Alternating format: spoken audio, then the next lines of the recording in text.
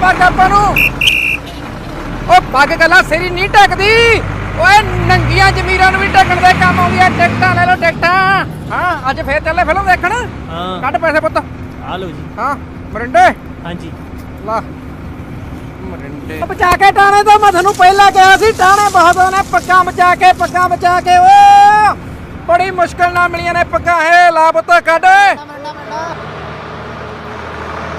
हाँ जी बाबा जी तुसी किधर जी? एक मानवपुर दी दियो जी। मानवपुर वाह जी वाह बचा के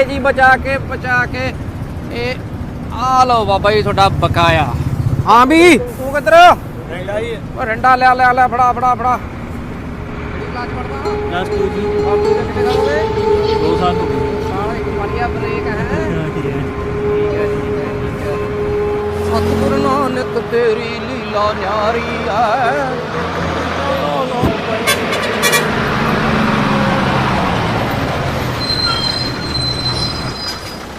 चलो भी चलो उतरे भोरे वाले चल उतरो बीन बजाइए हुण। चल भी चल कदे चढ़ जाना कदे उतर जाना। चलो भी टिकटां कटा लो।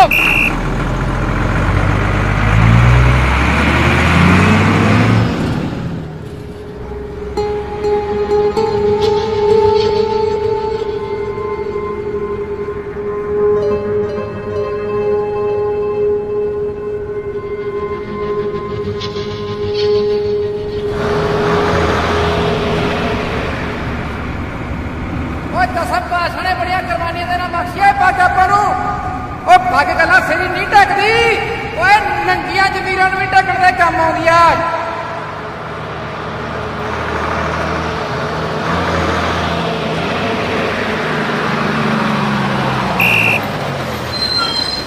चलो उतर भी नहीं उतरना। चलो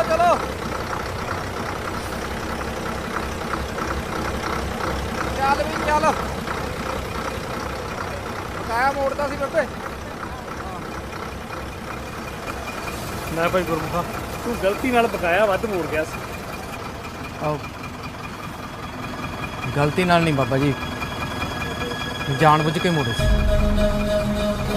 दरअसल मैं इसे पिंड दा मानवपुरे दा बड़ी देर तो गुरु घर दे विच तुहाडी कथा सुनदा आया।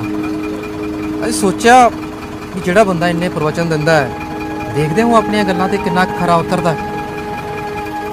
पर सच जाणिओ सारे दा यही अरदास करदा आया भी तुसीं जांदे होए 10 रुपए मोड़ के जाओ।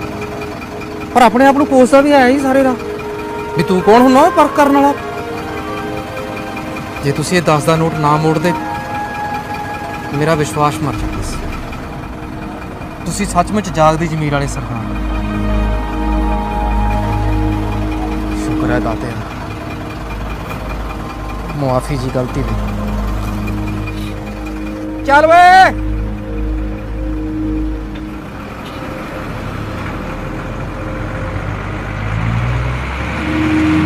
कंडक्टर दी गल सुन के तो मैं बोती बन गया ही सच्चा पातशाह। गल छोटे वड्डे इम्तिहान दी नहीं, गल छोटी वड्डी रकम दी भी नहीं, गल ते तिलकण दी है। ते अज तेरा सिख तिलक चलिया ही सच्चा पातशाह। हे दसम पातशाह पता नहीं तुसी किनू कदों किहड़े रूप च इम्तिहान लैन भेजदे हो। तेरे सिख दा वादा कि अज तो बाद मैं हर इम्तिहान विच पास होवांगा, तिलकण तो बचांगा। अज तक कंडे ते बचिया। शुक्र है दातिया, शुक्र है। लाल लाली लाली लाली लाली लाली लाली दिखे हैं मुझको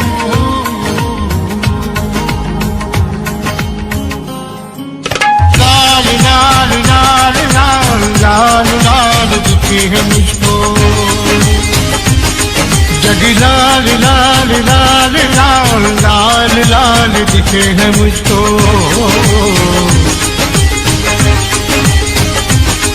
तेरे इश्क से माला माल तेरे जोगी, तेरे इश्क से माला माल रख तेरा जमाल लाल लाल लाल लाल दिखे है मुझको, जग लाल लाल लाल लाल लाल लाल दिखे है मुझको।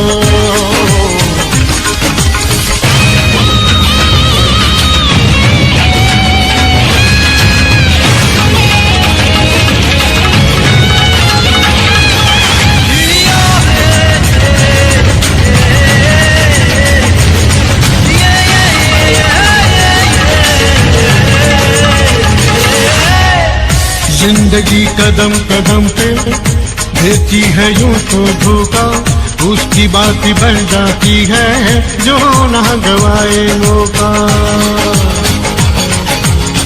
होती है जीत उसकी जिसे जीत पे भरोसा, जिंदगी कदम कदम पे देती है यूं तो धोखा, उसकी बात बन जाती है जो ना गवाए मौका। तू सच के साथ है तो खुदा तेरे साथ है, तू सच के साथ तो खुदा तेरे साथ है। लाल लाल लाल लाल लाल लाल दिखे है मुझको,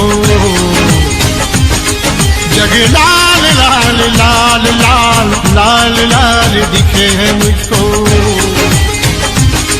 तेरे इश्क से माला माल तेरे जोगी, तेरे इश्क से माला माल तेरे जोगी, तेरे इश्क से माला माल रहे तेरा जमाल।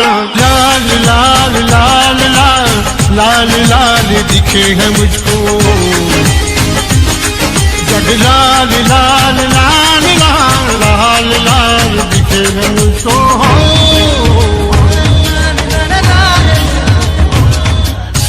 बिना हो जिसको उसे तिनके का सहारा,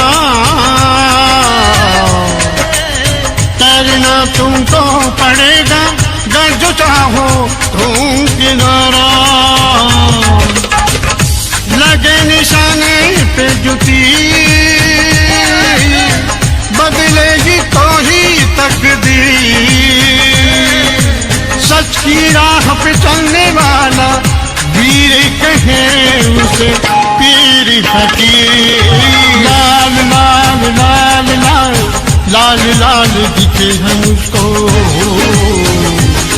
जग लाल लाल लाल लाल लाल लाल दिखे है मुझको। तेरे इश्क से माला माल तेरी जोगी, तेरे इश्क से माला माल रहे तेरा जमाल। लाल लाल लाल लाल लाल लाल दिखे है मुझको, जग लाल लाल लाल लाल लाल लाल दिखे है मुझको।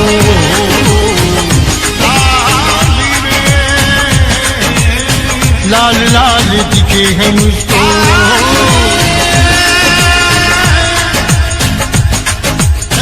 लाल लाल दिखे है मुझको।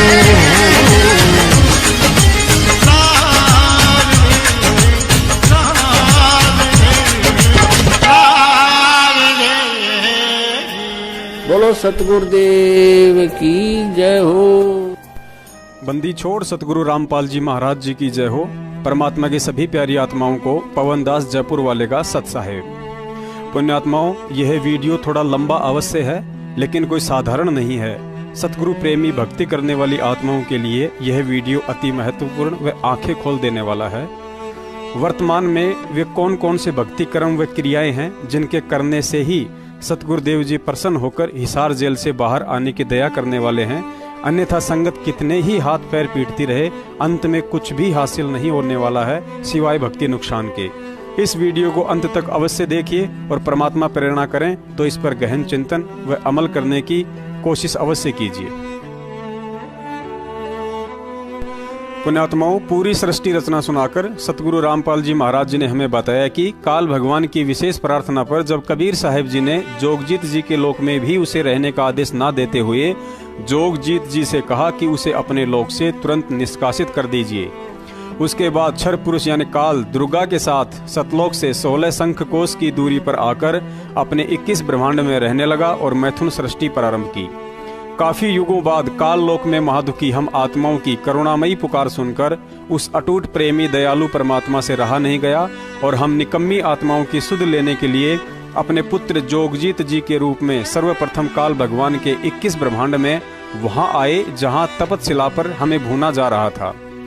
परमात्मा के तपतशिला के नजदीक आते ही ऑटोमेटिक हम सबको शीतलता मिली और हमने परमात्मा से इस तपतशिला पर भूने जाने का कारण पूछा तो परमात्मा ने कहा कि तपतशिला वाला कष्ट तुम्हें यहाँ के किसी कर्म कुकर्म के कारण नहीं बल्कि सतलोक में की गई गलती के कारण मिलता है। कुछ समय बाद जैसे ही जोगजीत रूप में परमात्मा को काल भगवान आता हुआ दिखाई दिया तो उसके आने से पहले ही हम आत्माओं को तपतशिला से मुक्त कर दिया। काल भगवान ने जोगजीत को देखकर सोचा आज अच्छा मौका है इसे मारने का, क्योंकि इसी ने मुझे सतलोक से बाहर निकाला था। लेकिन पहले इसके यहाँ आने का कारण पूछता हूँ, हो सकता है जरूर परमात्मा का कोई संदेशा लेकर आया होगा। काल भगवान के पूछने पर जोगजीत जी ने बताया कि तूने यहाँ इन आत्माओं को बहुत दुखी कर रखा है। इनके दुख के कारण पिताजी भी बेहद दुखी हैं और मुझे शब्द शक्ति देकर इन आत्माओं को तेरे काल जाल से मुक्त करवाकर सतलोक ले जाने के लिए भेजा है। इतना सुनकर काल भगवान आग बबूला हो गया और जोगजीत जी को मारने के लिए झपटा तो परमात्मा की शब्द शक्ति के आगे काल निढाल होकर पाताल लोक में जा गिरा और स्थिति को भांपकर समय याचना करने लगा। जोगजीत जी के रूप में परमात्मा उसे पुनः बातचीत के लिए 21वें ब्रह्मांड में लेकर गए। तब काल भगवान ने सोचा कि निश्चय ही जोगजीत जी के पास कोई प्रबल शक्ति है और ये यहाँ से अवश्य ही इन आत्माओं को मुक्त करवाकर ले जाएगा। तब काल ने एक चाल चली, भिखारी की तरह जोगजीत जी के सामने क्षमा याचना करते हुए कहने लगा कि आप तो बड़े भाई हैं, छोटे तो गलती ही किया करते हैं, आप मुझे अक्षमा करें। मेरे लोक में कुछ कमियां हैं जिन्हें आप पिताजी से पूरी करवाने की दया करें।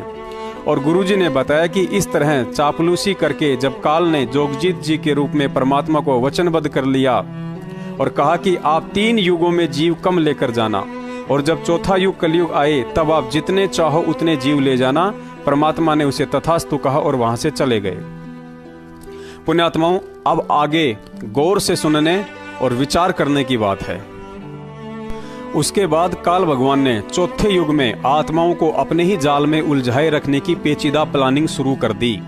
पुण्यात्माओं, विचार करना, आज चौथा युग चल रहा है, कलयुग, और काल को अच्छे से पता है कि इस समय अनंत आत्माएं मेरे जाल से बाहर निकल कर सतलोक जा सकती हैं, क्योंकि उसने स्वयं ही कहा था कि परमात्मा आप चौथे युग में जितने मर्जी जीव ले जाना। और हम सब जानते हैं कि काल भगवान पिज्जा, बर्गर या टमाटर तो खाता नहीं, उसका आहार तो हम आत्माएं हैं। तो जाहिर सी बात है, वर्तमान में काल भगवान कोई चद्दर ओढ़कर सोने वाला नहीं है। साम दाम दंड भेद से परे वह हर एक वो घटिया से घटिया सूक्ष्म चाल चलेगा जो वह चल सकता है। और गुरुजी ने बताया कि अपनी अटल प्रतिज्ञा और मजबूरीवश काल स्वयं तो सामने आता नहीं, अतः वर्तमान में वे सब की सब घटिया चाल अदृश्य रूप में अपने उन विशेष एजेंटों के माध्यम से चलेगा जो गुरु को अपने जैसा एक साधारण मानुष समझकर भक्ति का ढोंग कर रहे होंगे। और परमात्मा ने भी अपनी वाणी में यही बताया है कि जब तक हंसा हमरी आना, काल लगे ना तेरा बाना। यानी परमात्मा ने काल से कहा था कि तू चाहे मेरी आत्माओं को तोड़ने की कितनी भी कोशिशें कर लेना, लेकिन जब तक आत्मा मेरी आन यानी मर्यादा में रहकर भक्ति करेगी तब तक तेरा कोई भी बाण यानी दाव नहीं लग सकता। अब यहाँ शंका उत्पन्न होगी कि सतलोक आश्रम बरवाला में तो साक्षात परमात्मा बैठे थे, फिर काल का दाव कैसे लग गया? क्या परमात्मा ने भी कोई गलती कर दी थी? पुण्यात्माओं, उपरोक्त वाणी जब तक हंसा हमरी आना, काल लगे ना तेरा बाना परमात्मा का अटल संविधान है जो फेल नहीं हो सकता है। साथ ही आदरणीय गरीबदास जी को परमात्मा ने कहा था कि अनंत कोटि बाजी जहां हम रचे सकल ब्रह्मंड, गरीबदास मैं क्या करूं यो काल करे जीव खंड। गुरुजी ने बताया कि जैसे 2 खिलाड़ी शतरंज का पासा फैलाकर उस पर गोटियां डालकर जीतने के लिए अपनी अपनी चाल चलते हैं, यानी दोनों खिलाड़ी सारा खेल उन्हीं गोटियों से खेलते हैं। उनकी हार जीत का निर्णय भी मैदान में उन फेंकी गई गोटियों के नंबरों के आधार पर ही होता है। ठीक इसी तरह वर्तमान में यह पृथ्वी लोक एक शतरंज का मैदान है। काल भगवान और परमात्मा कबीर साहिब जी इस शतरंज को खेलने वाले 2 ही खिलाड़ी हैं, तथा आप और हम सभी आत्माएं शतरंज की उन गोटियों की तरह हैं जो काल भगवान के हाथ में आ गई तो वह अपने तरीके से नाच नचाकर अपना कार्य सिद्ध करेगा, और जब परमात्मा के हाथ में होंगी तो वे अपने तरीके से नाच नचाकर अपना कार्य सिद्ध करेंगे। अर्थात आत्मा रूपी गोटियों की इस खेल में कोई औकात नहीं है, लेकिन अंत में एक खिलाड़ी की हार और दूसरे की जीत का कारण भी यही गोटियां बनती हैं। अतः काल भगवान और परमात्मा के बीच में जो युद्ध और संघर्ष युगों युगों से चलता आ रहा है, उसका मुख्य कारण हम आत्मा हैं, जिन्हें निर्दयी काल भगवान तो अपने स्वार्थ के लिए यही उलझा कर रखने की कमर तोड़ घटिया कोशिशें करता रहता है, और वह सतलोक का राजा दयालु परमात्मा कबीर साहब अपने सर्व सुख छोड़कर इस गंदे लोक से निकालने के लिए न जाने कितने कष्ट सहता है। 2 कोड़ी के अज्ञानी जीवों की गालियां और मार खाता है। उदाहरण के लिए बांदी बनकर बलक बुखारे के बादशाह अब्राहिम सुल्तान के कोड़े खाए। 650 साल पहले कितने जुल्म सहे और आज 2 बार जेल जाकर हमारे लिए वे यातनाएं सह रहे हैं जो बताते बताते आंखों में आंसू आने लग जाते हैं। अतः सतलोक आश्रम बरवाला में परमात्मा के रहते सहते भी यदि काल भगवान का बाण लगा है और इतना बड़ा कांड हुआ है, तो जाहिर सी बात है कि सतलोक आश्रम बरवाला में परमात्मा के आदेश और मर्यादाओं के खिलाफ गलत काम हुए हैं। इसके चलते काल भगवान को यह कांड करवाने का मौका मिला, वरना सुई के छिद्र से हाथी तो छोड़िए, पूरी पृथ्वी निकाल देने की क्षमता वाले कबीर साहिब जी के अवतार संत रामपाल जी महाराज जी के रहते सहते कांड तो क्या, ऐसे ऐसे 1000 काल भगवान मिलकर सतलोक आश्रम बरवाला के एक पेड़ का पत्ता तक नहीं तोड़ सकते। लेकिन इसके विपरीत भीषण कांड भी हो गया और सैकड़ों भगत घायल तथा 6 आत्माओं की अकाल मौत भी उसी परमात्मा की आंखों के सामने हुई, लेकिन वह चुप रहा, क्योंकि काल भगवान ने जोगजीत रूप में परमात्मा से एक और वचन लिया था कि परमात्मा आप नीचे जाकर केवल अपना ज्ञान बताना, जीवों को अमर मंत्र देकर सतलोक जाने की विधि अवश्य बताना, लेकिन किसी भी आत्मा को बाई फोर्स यानी जबरदस्ती ना लेकर जाना।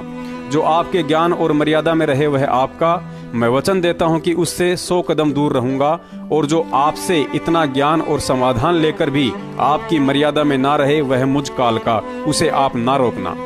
और उन्हीं मर्यादा विहीन आत्माओं को निमित्त बनाकर काल भगवान ने 2010 में राष्ट्रीय समाज सेवा समिति नामक मनवस लोगों का एक संगठन बनाया, जिसमें मुख्यतः उन्हीं लोगों को जगह दी गई जो संत रामपाल जी महाराज जी को परमात्मा तो छोड़िए गुरु भी नहीं मानते थे और सारा काम अपने स्तर पर मनमाने तरीके से ही किया करते थे, जिसके चलते काल भगवान को एक मौका मिला और 2014 में समर्थ परमात्मा के रहते सहते बरवाला कांड हो गया। देखिए वह बयान जो बरवाला कांड के बाद पुलिस के रिमांड के दौरान स्वयं संत रामपाल जी महाराज जी ने पुलिस को दिए हैं।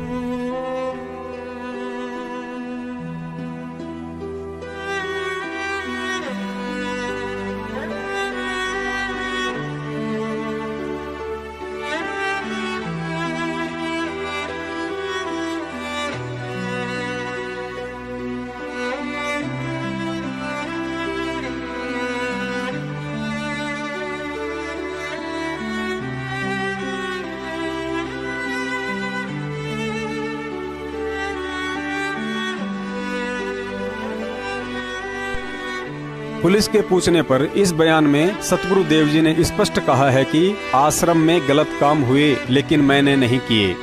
फिर पुलिस वाले ने पूछा कि आपने नहीं किए तो किसने किए? तब सतगुरु देव जी ने कहा कि सेवादार और समिति वालों ने। और हम पिछले 3 साल से सतलोक आश्रम मैनेजमेंट हरियाणा से सतगुरु देव जी के बयानों की कॉपी मांग रहे हैं, ताकि संगत को भी पता चले कि गुरु जी ने अपने बयानों में बरवाला कांड का दोषी आर्य समाज को बताया है, हरियाणा की खट्टर सरकार को बताया है, या सतलोक आश्रम मैनेजमेंट को ठहराया है। लेकिन मैनेजमेंट वालों और वकीलों को अच्छे से पता है कि गुरुजी ने इस कांड का दोषी ना ही तो आर्य समाज को बताया है और ना ही खट्टर सरकार को। गुरुजी ने बरवाला कांड का दोषी राष्ट्रीय समाज सेवा समिति और सतलोक आश्रम मैनेजमेंट को ही बताया है और उनके नाम तक बताए हैं। और यदि गुरुजी के बयान संगत में सार्वजनिक कर दिए तो वर्तमान में इन्होंने जगह जगह फर्जी नामदान केंद्र खोलकर धर्म को धंधा बनाकर लोगों को दान के नाम पर लूटने का जो तरीका अपना रखा है वह मिनटों में फैल हो जाएगा। इसके अलावा भी यदि आपको सतलोक आश्रम मैनेजमेंट की उन काल प्रेरित आत्माओं के आचार विचार और चरित्र की इस वीडियो में खुलकर जानकारी दे दी जाए तो कमजोर आत्माओं का भक्ति से विश्वास उठ जाएगा। यदि आपको सच बनाम झूठ पुस्तक के लेखक सारनामी बसंत सैनी गांव गांद्रा जिला रोहतक वाले के द्वारा एक सेवादार और उसकी भक्तमती के साथ कुछ किए गए गलत कार्यों की डिटेल में जानकारी दे दी जाए तो आपका भक्ति से विश्वास उठ जाएगा। यदि संत रामपाल जी महाराज जी के बेटे मनोज को 2016 में गुरुजी की रोहतक तारीख के दौरान जींद बाईपास पर गुरुजी के ही गनमैन संजय डाबोदा द्वारा थप्पड़ मार मार कर गाल लाल करने वाली घटना को डिटेल में बता दिया जाए तो कमजोर आत्माओं का भक्ति से विश्वास उठ जाएगा। बरवाला कांड से पहले पुस्तक सेवा के बहाने सारनामी भक्तों द्वारा कुछ भक्तिमक्तियों के साथ एकांत में किए जाने वाले कुकर्मों को डिटेल में बता दिया जाए तो भक्ति करने वाली आत्माओं का इस भक्ति से विश्वास उठ जाएगा। बरवाला कांड से पहले सारनामी महेंद्र के सारनामी बेटे अमित को कुछ लोगों द्वारा बरवाला में रोड पर पटक पटक कर बुरी तरह मारने की घटना के पीछे की जानकारी को डिटेल में बता दिया जाए तो कमजोर आत्माओं का भक्ति से विश्वास उठ जाएगा। राजस्थान के एक भगत जगदीश जी जो सतलोक आश्रम में कैमरा सेवादार था, उसकी युवा लड़की को एक आश्रम का ही भगत भगा ले गया। उसके बाद उस जगदीश भगत ने और उसकी पत्नी दोनों ने गुरुजी के समझाने के बावजूद भी परमात्मा को त्याग दिया और अपने घर चले आए। ठीक ऐसे ही अज्ञानतावश बरवाला कांड के बाद भी लाखों की संख्या में भक्तों ने गुरुजी में दोष निकालकर भक्ति त्याग दी, क्योंकि उन्हें सृष्टि रचना का ज्ञान नहीं था कि वह परमात्मा किस तरह काल के साथ वचनबद्ध है और समर्थ होते हुए भी एक आम संत की तरह भूमिका करके यह अनमोल भक्ति और मंत्र देकर हमें सतलोक ले जाने की तैयारियां करवा रहा है। लेकिन यह हमारी पुरानी आदत रही है कि गलती हमारी और दोष दूसरे पर। इसके लिए गुरुजी ने एक सत्संग में कहानी सुनाई थी कि वह परमात्मा किस तरह से तुम्हें काल जाल से निकालने आता है और तुम्हें भी किस तरह मर्यादा और उसके आदेशों में रहकर उसके मिसल को सफल बनाना होता है।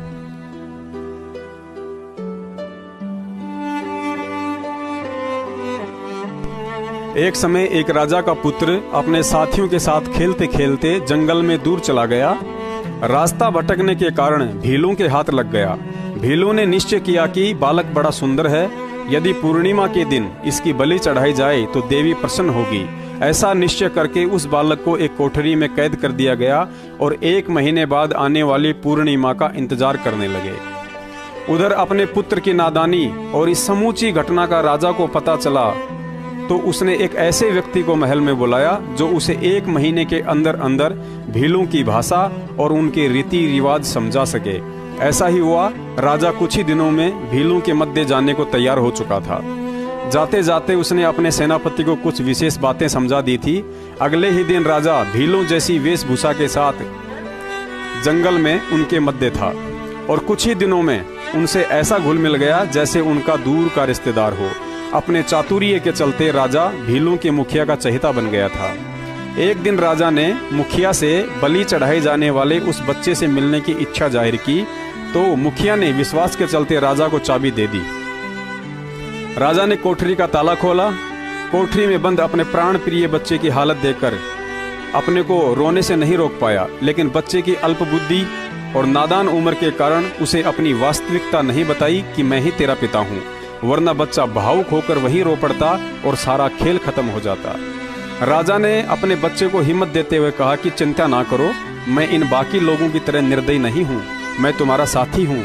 यदि तुम मेरे कहे अनुसार चलोगे तो मैं तुम्हें यहाँ मौत से निकालकर सुरक्षित अपने पिता के पास पहुँचा सकता हूँ। लड़के को विश्वास तो नहीं हुआ, लेकिन कोई और दूर तक रास्ता भी नजर नहीं आ रहा था।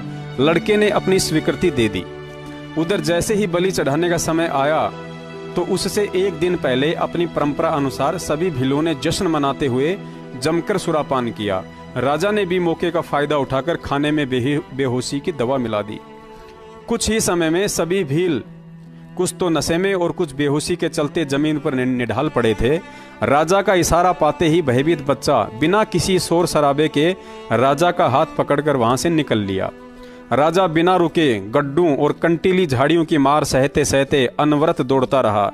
कुछ ही घंटों में वे दोनों पिता पुत्र भीलों की सीमा से बाहर थे, जहां सेनापति हजारों सैनिकों के साथ राजा के स्वागत के लिए खड़ा था।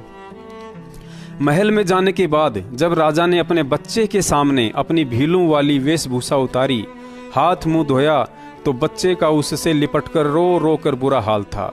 उसे एक झटके में सारा खेल समझ में आ गया कि मेरी नादानी के चलते पिताजी ने अपनी जान जोखिम में डालकर कैसे मेरे प्राणों की रक्षा की है, और यदि मैं इनकी बात नहीं मानता और इनके कहे अनुसार नहीं चलता तो भीलों के हाथों में भी मारा जाता और पिताजी के प्राणों को भी संकट में डाल देता।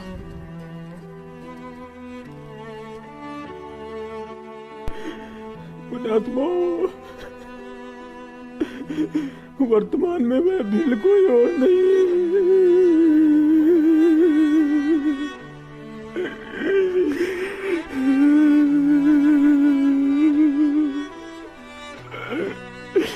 हम नादानों का ध्यान पिता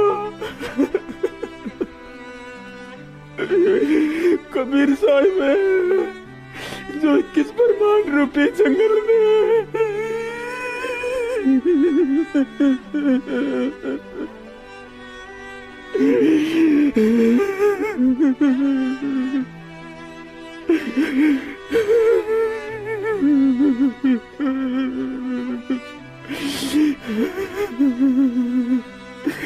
भीलों के निर्दयी मुखिया काल की बलि से अपने बच्चों को बचाने के लिए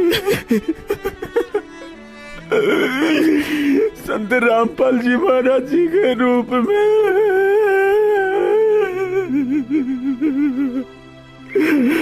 भील बनकर सारा खेल खेल रहा है।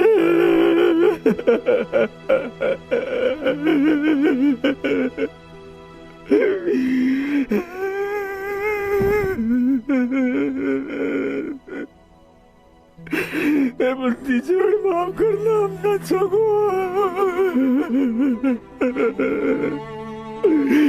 हमारे कारण आपको कितने दुख झेलने पड़ते हैं मालिक।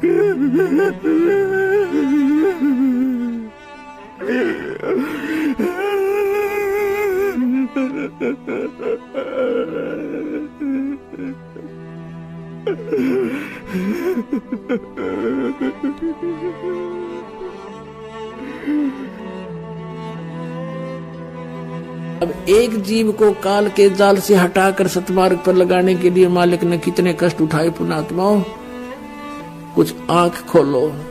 उस परमात्मा को हम बहुत युगों से दुखी कर रहे हैं। अब समय आ गया यहाँ से निकलने का।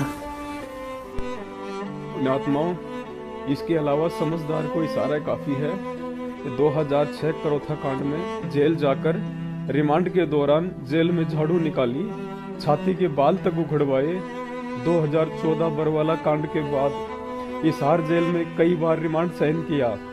दांतों में दर्द के चलते रोटी को पानी में भिगो भिगो कर उसे नरम कर कर खाते रही। टूटी फर्श की कोठरी में मैली कुचेली गुदड़ी बिछाकर भरी सर्दी में मात्र एक कंबल ही ओढ़कर सोते रही। लेकिन अपने बच्चों को रुलाने के लिए कभी भी ये नहीं कहा कि मैं यहाँ दुखी हूँ, मुझे परेशान किया जाता है। हमेशा यही कहा कि बच्चों, मैं ठीक हूँ और तुम विश्वास के साथ भक्ति में लगे रहो, परमात्मा सब ठीक करेगा। ये सारा खेल परमात्मा का है।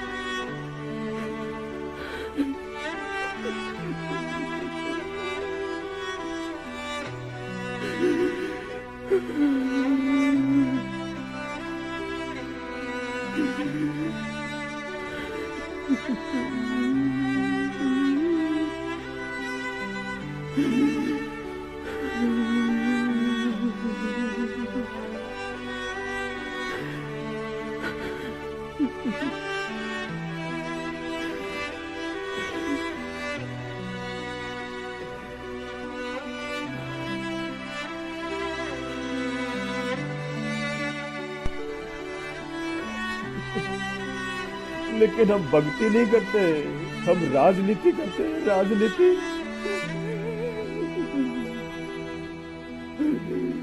कांग्रेस को वोट डालने की राजनीति, कभी जाटों को समर्थन देकर राजनीति करते हैं,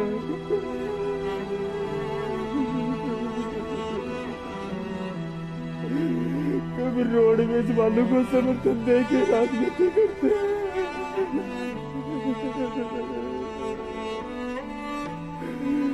और कभी गुंडों की सीबीआई जांच करवा कर उसको दुखी करते हैं, उसका नाम बदनाम करवाते हैं।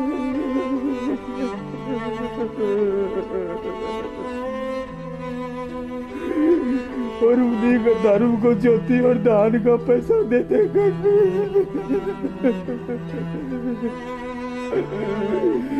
उल्टा उसी के लिए परेशानी पैदा करते हैं।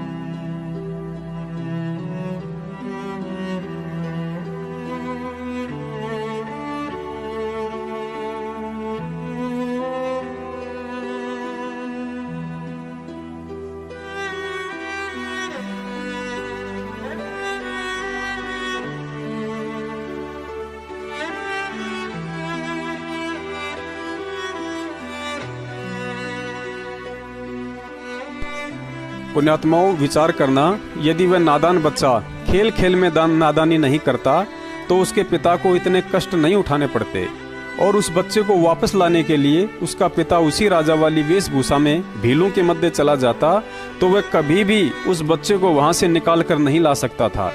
और यदि भील के चोले में वह राजा अपने नादान बच्चे को भीलों वाली चोला उतार कर दिखा देता कि मैं ही तेरा पिता हूँ, तो भी वह बच्चा भावुक होकर सारा खेल वही खत्म कर देता। ठीक यही खेल आज हमारे परमपिता कबीर साहिब जी खेल रहे हैं। हम आत्माओं ने सतलोक में खेल खेल में कालवश होकर जो महागलती की थी, उसके लिए आज हमारे पिता को यहाँ आकर इतने कष्ट उठाने पड़ रहे हैं। अब यदि कबीर साहिब जी अपने वास्तविक रूप में सामने आ जाएं, तो हम अपनी चरम दृष्टि से उन्हें देख भी नहीं सकते हैं, और बिना देखे व महसूस किए बगैर हम सतलोक चलने के लिए विश्वास के साथ भक्ति नहीं कर सकते। इसलिए उन्हें किसी ऐसे महापुरुष का चोला धारण करके भक्ति करवानी पड़ती है जो पाप रहित नेक आत्मा हो। जैसे त्रेता की आदि में राक्षसों के बीच प्रहलाद एक नेक आत्मा थी, और कलयुग की इस बिचली पीढ़ी में वह चोला उस कबीर परमात्मा ने 1997 में गांव धनाना, जिला सोनीपत, हरियाणा से संत रामपाल जी महाराज जी की आत्मा को सतलोक भेजकर स्वयं धारण किया है, जिसका कई जगह प्रमाण भी मिलता है। संध्या आरती के अंत में एक चौपाई में कहा जाता है कि स्वामी राम देवानंद दाता, आपकी घनी सतावे वो बाता, तेरा रामपाल अज्ञान किया सतलोक का वासी। अर्थात आपका रामपाल तो कब का सतलोक वासी हो चुका है। दूसरा एक शब्द है जिसमें कहा गया है कि सतलोक में चल मेरी सुरता, मत ना लावे देरी, साच कहूँ ना झूठ रति भर, बात मान ले मेरी। लोक अनामी जावेगी वहाँ कोन्या मिले चुबारे, आत्मा और परमात्मा वहाँ कोन्या रहते न्यारे। रामपाल प्रीतम प्यारे की आत्मा वहाँ पूर्ण आनंद लेरी, साच कहूँ ना झूठ रति भर, बात मान ले मेरी। परमात्मा वहाँ नहीं रहते न्यारे, रामपाल प्रीतम प्यारे की आत्मा वहाँ पूर्ण आनंद लेरी, सच कहूँ ना झूठ रति भर, बात मान ले मेरी। और सबसे बड़ा प्रमाण पवित्र कबीर सागर में है, जहाँ परमात्मा ने आदरणीय धर्मदास जी से कहा था कि धर्मदास, 13वें पंथ में मैं स्वयं ही चलकर आऊंगा। अब यहाँ भी कुछ भक्तों को शंका हो जाएगी कि मान लीजिए परमात्मा तो काल के साथ वचनबद्ध हैं, जिस कारण समर्थ होते हुए भी वे इस कांड को होने से नहीं रोक सके, लेकिन संगत को तो कांड से पहले बता ही सकते थे कि बच्चों, मैनेजमेंट वाले मेरे आदेशों में नहीं चल रहे हैं, ये लोग अपनी मनमानियां कर रहे हैं और तुम इनसे सावधान रहना, आने वाले समय में कुछ अप्रिय घटना घटित होने की शंका है। इतना तो गुरुजी इशारा कर ही सकते थे। पुण्यात्माओं, यह आध्यात्मिक ज्ञान है जिसे ना ही तो समझना इतना आसान है और ना ही समझाना। गुरुजी ने बताया कि इंसान का दिमाग मोबाइल के एक मेमोरी कार्ड की तरह है। यदि उसमें अज्ञान भरा है तो जबरदस्ती ज्ञान नहीं डाला जा सकता है, और यदि जबरन डालने की कोशिश की जाए तो वह ऑटोमेटिक रिजेक्ट हो जाएगा। आपको याद नहीं है तो बता देते हैं कि इस भक्ति मार्ग में सबसे ज्यादा रोड़ा अपने ही पैदा करते हैं। अपने से मतलब जो लोग परमात्मा के इर्द गिर्द रहते हैं, जैसे उनके परिवार वाले या कुछ नजदीकी सेवादार या संबंधी। परमात्मा की वाणी भी है कि संगत माही कुसंगत उपजे, जैसे बण में बांस आपे घिस घिस आग लगा ले कर औरा का भी नाश। और 650 साल पहले भी परमात्मा के नजदीक रहने वालों ने ही बण का बांस बनकर संगत का सत्यानाश किया था। सुनिए यह छोटा सा सत्संग। माँ की है, लेकिन संस्कार उसको बुरे कर्म में वो लग गया, वो दुर्भाग्य है। और संत उसी को कहते हैं जो इन कर्मों से छुड़ा के और सतमार्ग पे लावे। चाहे को कितना ही पाप कर चुका हो, भगवान के पास तो पावर है, कितना ही पापी हो उसको भी सुख साफ करेगा और फिर मोक्ष दे देगा। लाल का कोई खराब नहीं होता। लाल अगर टट्टी में गिर जाता है, कीचड़ में गिर जाता है, जौड़ी को मालूम होता है कि इसका कुछ नहीं बिगड़ा, इसको साफ करूंगा और जेब में डाल दूंगा, करोड़ों का है। तो हम इस संसार के पाप कर्मों के कीचड़ में पड़े हैं। ये लाल है आत्मा परमात्मा की, वो जो कितना ही गंदा हो रहा है उसको तुरंत धोकर सत्संग रूपी जल से और अपनी जेब में डाल देता है।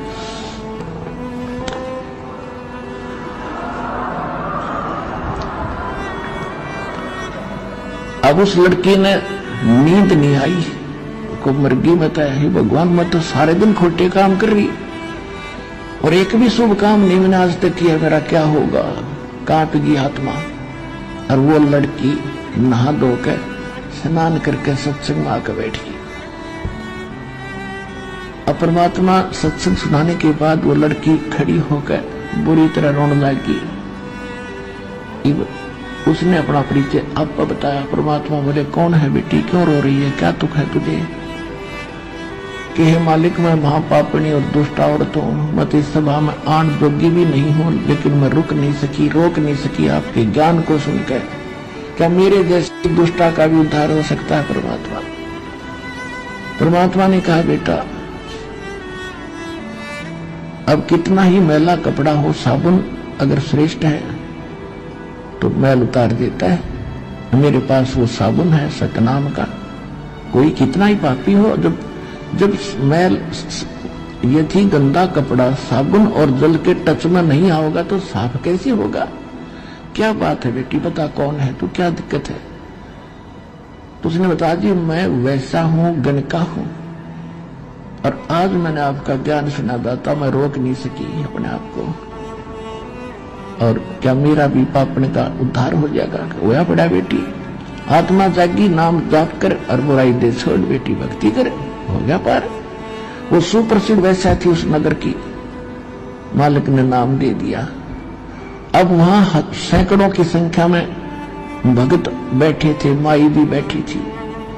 परमात्मा ने दीक्षा दे दी।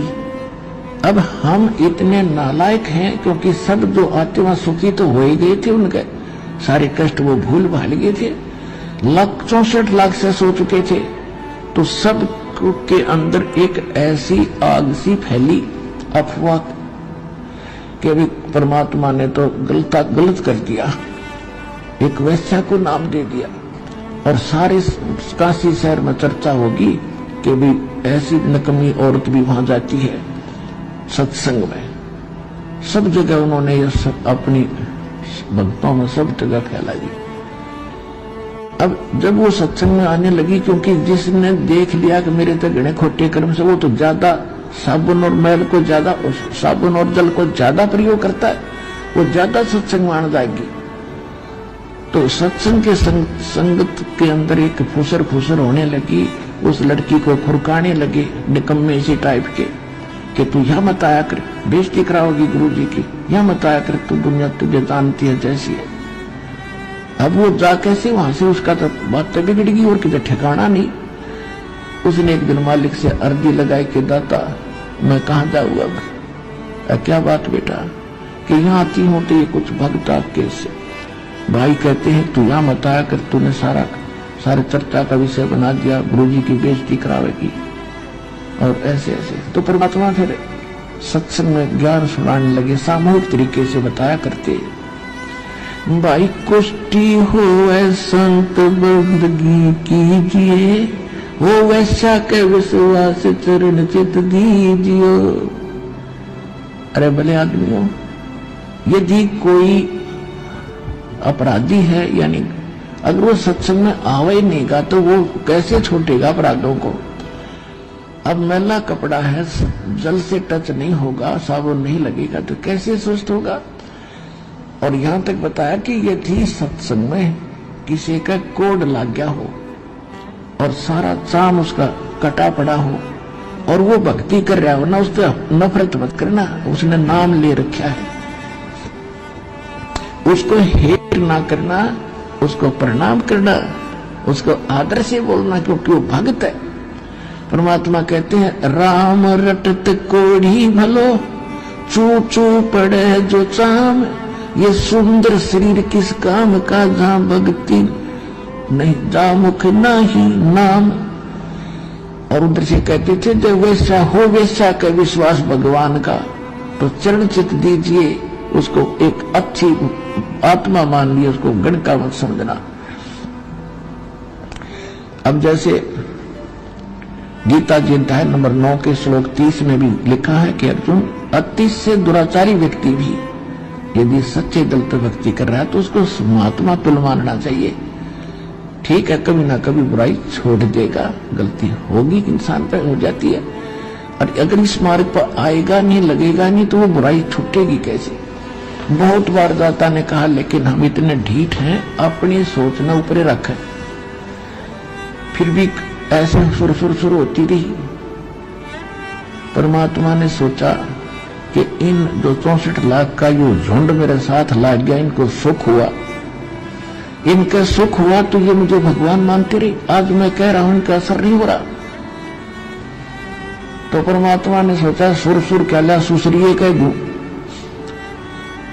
रविदास जी जो थे कबीर साहब के बहुत निकट रहते थे। रविदास जी चमार जाति से थे, परमात्मा दुल्हा जाति से थे। वैसे तो ये जाति तो हमने बना रखी है, तो महान आत्मा थे, पर जिस कॉलोनी जिस ग्रुप में रहते वो नाम स्वयं तय पड़ जाता है, कोई बात नहीं, जैसे भी।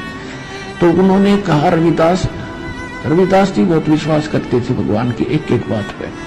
रविदास जी से कहा कि एक हाथी ला किराए पे एक दिन खाते हैं, और केवल हाथी लाना, पहलवान की जरूरत नहीं, आप उस हाथी के पहलवान बन जाना या ड्राइवर।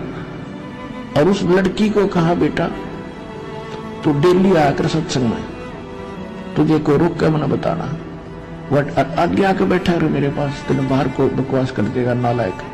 तो वह रोज आती, सब आगे बैठाते भगवान और ज्ञान सुनाते बेटी को, उसकी आंखों में आंसू पड़े, क्योंकि वो तो सुखी हो गए थे, जिन बकवास भागी वो तो अभी ताजा दुखी थी।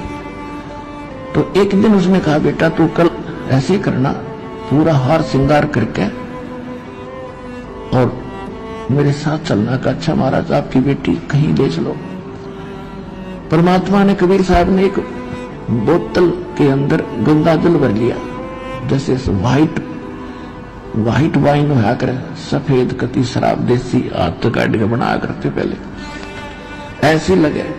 पर हाथी पर बैठ गए, आगे रविदास जी हाथी में चलाने वाले, और बीच में रविदास का आगे नमो, वो लड़की बीच में, और कबीर साहब उसके पीछे लड़की के, और लड़की के उस लड़की के कंधे पर हाथ रख लिया और बोतल ले लिया हाथ में, ढक्कन खोल कर ला लिया मुंह, और कहा भी इसने उस मेन बाजार में काट दे, हाथी ने वहां ले चल, तो काशी का मेन बाजार है जहां ज्यादा भीड़ है। अब रविदास जी ने हाथी वहीं से निकाल दिया, और कबीर साहब लोग गंगा जल पी रहे और लड़की के कंधे पर हाथ धरकर कर रहे। अब जो देखे वो ही 100 गाल दे कि हम पहले कहा करते वहां एक वैसा ऐसी गंदी औरतें जाती हैं, देखो रही दुल्हा भ्रष्ट हो गया, देखो आज सच्चाई ऊपर आ गई, लोगों देखो सारे काशी के लोग उमड़े पड़े, और उनके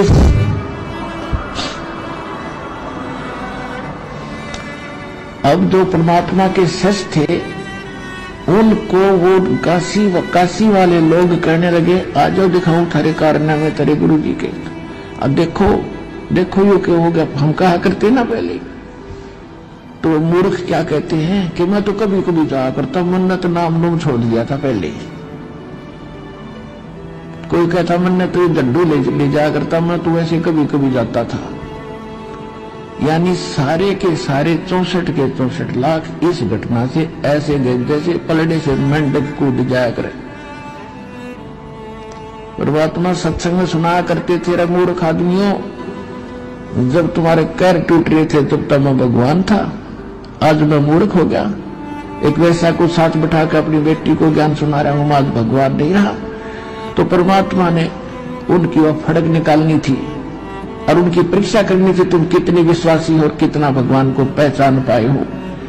हम इसी बात में मार खाएंगे, हम भगवान को भगवान नहीं समझ पाए।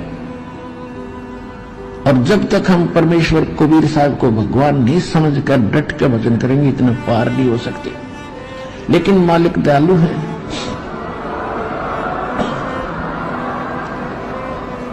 वो तो दयालु है, उनको मालूम था कि ये चार्ज कर दिए जितने चाहिए थे, भक्ति इनकी करवा दी, प्रथम मंत्र का जाप करा दिया, और अब ये खा लो धक्के पार, तो ये हो नहीं सकते जब ये ऐसा घटने के मन में, क्योंकि वो श्रद्धा। पुण्यात्माओं, समझदार को इशारा ही काफी है। इस सत्संग में परमात्मा ने स्पष्ट कर दिया है कि जब उस गणिका बहन से परमात्मा ने दुखी होने का कारण पूछा तो उस बहन ने बताया कि मुझे सेवादारों के द्वारा यहाँ आने से रोका जाता है कि तू हमारे गुरुजी की बेइज्जती करवाएगी। जाहिर सी बात है, अंतर्यामी परमात्मा को तो उस बहन के बताने से पहले ही सब पता था कि इसे कौन कौन सेवादार परेशान करते हैं। लेकिन यहाँ विचार करने की बात है कि पता होने के बावजूद भी कबीर साहिब जी ने उन सेवादारों को अकेले में बुलाकर समझाने के बजाय सत्संग के माध्यम से सामूहिक संकेत ही किया था कि भाई कोडी हो चाहे संत बंदगी कीजिए, हो वैश्या के विश्वास चरण चित दीजिए। परमात्मा का उपरोक्त सत्संग और उदाहरण उन लोगों की शंका का समाधान है जो यह कहते हैं कि जब गुरुजी को मैनेजमेंट के बारे में सब कुछ पता था तो वे उनकी बात नहीं मानते थे, तो गुरुजी ने संगत को क्यों नहीं बताया। जैसे अंतर्यामी परमात्मा ने 650 साल पहले सत्संगों में संकेत किया था, ठीक इसी तरह यदि बरवाला कांड के पहले 2013 व 2014 के सत्संग सुने जाएं, तो उन सत्संगों में परमात्मा ने स्पष्ट कर रखा है कि सतलोक आश्रम मैनेजमेंट के चौधरी लोग गुरुजी की कम सुनते थे और अपना घटिया दिमाग ज्यादा चलाते थे। गुरुजी ने तो 2008 में ही स्पष्ट बोल दिया था कि इसी संगत में 1-2 काल के दूत पैदा हो चुके हैं। सुनिए परमात्मा का यह अनमोल सत्संग। यदि सतगुरु नहीं मिलते, सतगुरु का अर्थ होता है जो सच्चा ज्ञान दे अकॉर्डिंग टू द शास्त्र, यानी हमारे सदग्रंथों के अनुसार विधि बतावे और उसको आदेश हो नाम देने का, वो अधिकारी हो नाम देने का। अब ये नाम प्राप्त करके इस दास से सार नाम भी प्राप्त कर लिया और फिर आप खुद वो नाम देने लग जाए, किसी थर्ड पर्सन को से मान ले वो एक नकली ड्रामा भी कर दे कि मैंने उससे आदेश ले लिया नाम देने का, नहीं, क्योंकि जिससे उसने नाम लिया है वो अधिकारी ही नहीं है इस नाम के देने का।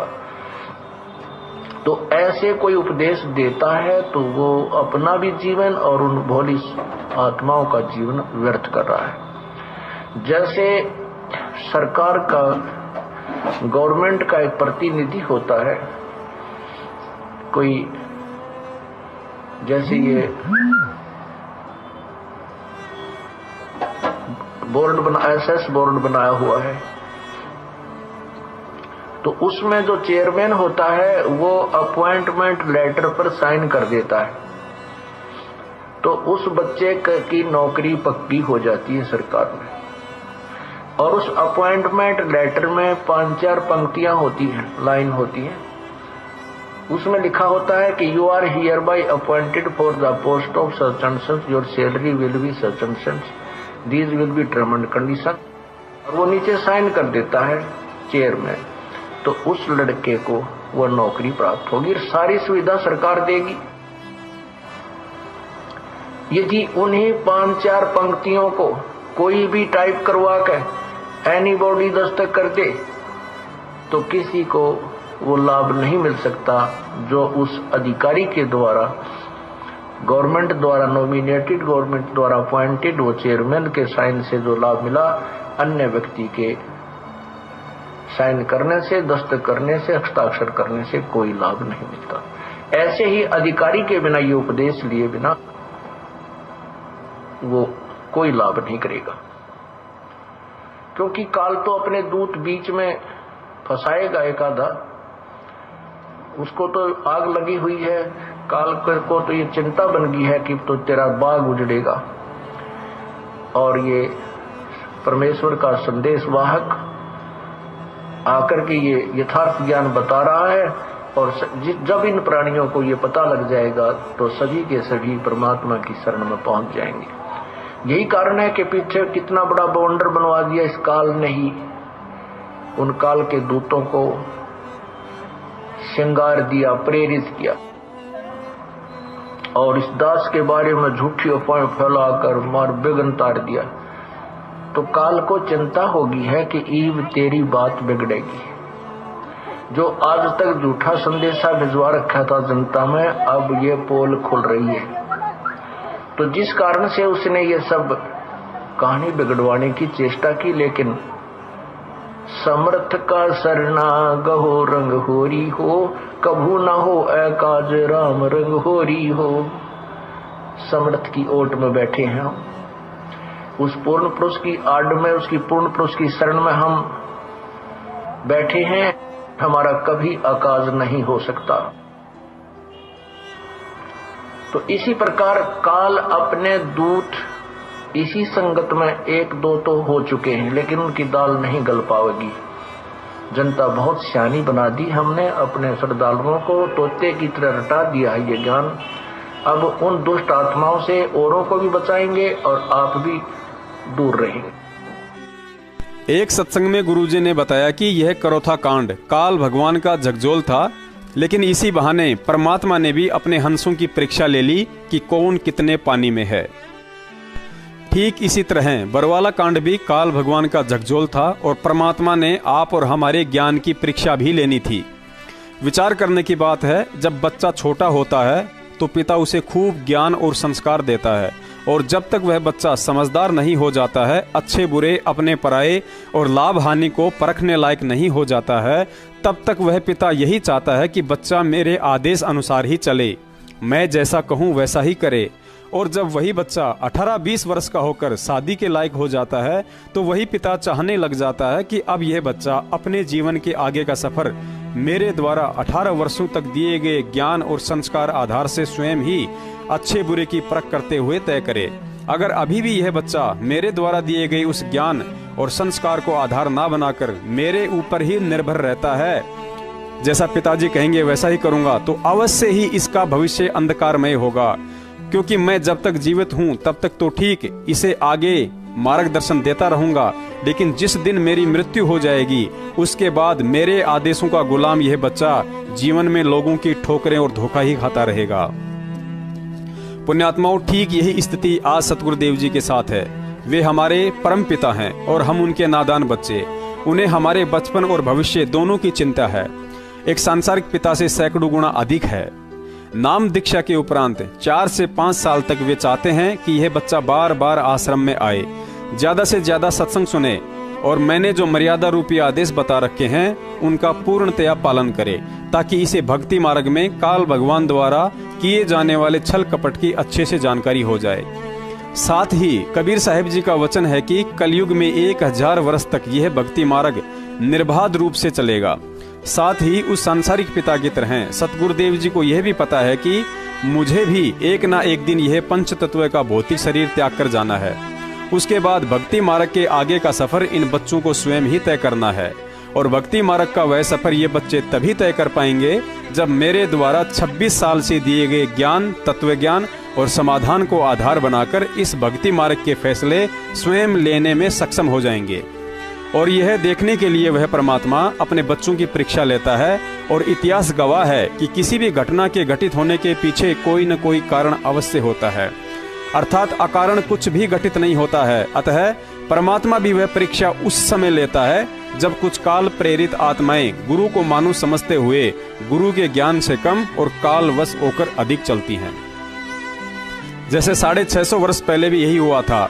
अधिक सुखी होने के कारण कबीर साहिब जी के आसपास रहने वाले भगत अहंकारी हो गए थे, जो उस गणिका बहन को भला बुरा कहने लगे और कबीर साहिब जी की इज्जत के ठेकेदार बन बैठे थे कि तेरे सत्संग में आने के कारण गुरुजी की काशी में बदनामी हो रही है।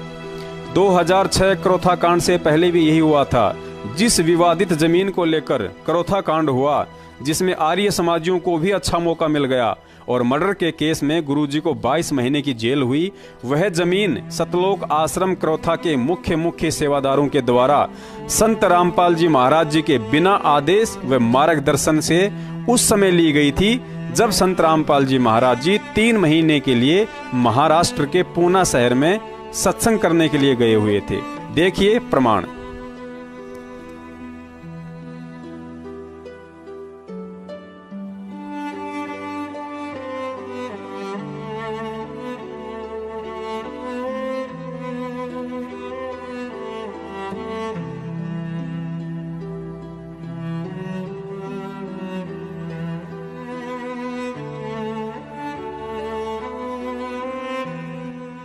उसके बाद 2014 बरवाला कांड भी संत रामपाल जी महाराज जी के इर्द गिर्द रहने वाले काल प्रेरित भक्तों के अहंकार का नतीजा है। सतलोक आश्रम बरवाला द्वारा संगत व दान के अहंकार के चलते 42 बार न्यायपालिका को ठेंगा दिखाते हुए संत रामपाल जी महाराज जी से नहीं बल्कि उन 38 लोगों से भी लगातार 42 बार कोर्ट की अवमानना करवाई गई जो क्रौथा कांड के बाद जमानत पर बाहर थे। और 2014 बरवाला कांड में सतलोक आश्रम मैनेजमेंट किस तरह संत रामपाल जी महाराज जी को आम मानुष समझते हुए उन्हें कोर्ट में ना जाने के लिए और ना जाने देने के लिए किस तरह मीडिया को बता रहा है। देखिए अपनी आंखों से। वहीं इस मामले पर राष्ट्रीय समाज सेवा समिति के अध्यक्ष और सतलोक आश्रम के समर्थक राम कंवल ढाका ने आज शाम को कहा है कि अगर बाबा रामपाल खुद भी जाना चाहेंगे अदालत में तो वो उनको नहीं जाने देंगे। आइए उन्होंने क्या कहा ये भी आपको सुनवाते हैं। खुद न्यायालय जाना चाहें तो संत रामपाल जी महाराज को भी हमारी 1 लाख लोगों की लाशों के ऊपर से गुजरना पड़ेगा। ये आज हमने निर्णय लिया है सर। इसलिए किसी भी सूरत में 17 तारीख तो क्या उससे आगे भी हम संत रामपाल जी महाराज को किसी भी झूठे मुकदमे में न्यायालय में उपस्थित नहीं होने देंगे। जी, तो काफी सरगर्मी हो गई है, माहौल तनावपूर्ण बनता जा रहा है। हालांकि अभी तक वहां पर हालात हैं, अभी खुशकिस्मती से हालात वहां पर बिगड़े नहीं हैं। लेकिन क्या आपको लगता है कि कानून के जो हालात है कानून के अनुसार वो बिगड़े ऐसे ही बने रहेंगे अगर यही स्थिति दिन बर दिन गंभीर होती गई तो? जिस प्रकार से ये प्रवक्ता जो हैं संत राज कपूर जी बोल रहे हैं जी और धमकी दे रहे हैं कि भाई हम ना जाने देंगे और ना वहाँ कोई पुलिस को आने देंगे, ना अदालत में पेश होंगे, अदालत बेची जाती है, खरीदी जाती है। इससे मुझे लगता है कि वहाँ हर हालत में क्लैश होगा और बेगुनाह आदमियों को वहाँ मरवाया जाएगा। पुलिस वाले इंजर्ड होंगे, बेगुनाह आदमी, बच्चे, औरतें इंजर्ड होंगे। लेकिन तो संत रामपाल जी को इस बारे में सोचना चाहिए। वो संत हैं, हिंसा के ठेकेदार नहीं है। उनको ये चाहिए कि कोई भी मेरा अनुयायी कानून हाथ में नहीं लेगा, ना कोई ऐसी भाषा का प्रयोग करेगा और इस देश के कानून का, संविधान का और जुडिशरी का सम्मान करेगा। ये उनका परम कर्तव्य है। और इस देश में रहकर इस तरह की भाषा प्रयोग करना, इस तरह जुडिशरी को चैलेंज करना, एडमिनिस्ट्रेशन को चैलेंज करना, बीमार है नहीं है उसका अलग समाधान है। उसके लिए और बोर्ड बैठा देगी, आए तो सही, देखे तो सही कोर्ट क्या। लेकिन आपसे तो ढाका की जमानत होगी है उसकी, उनकी क्यों नहीं होगी? जी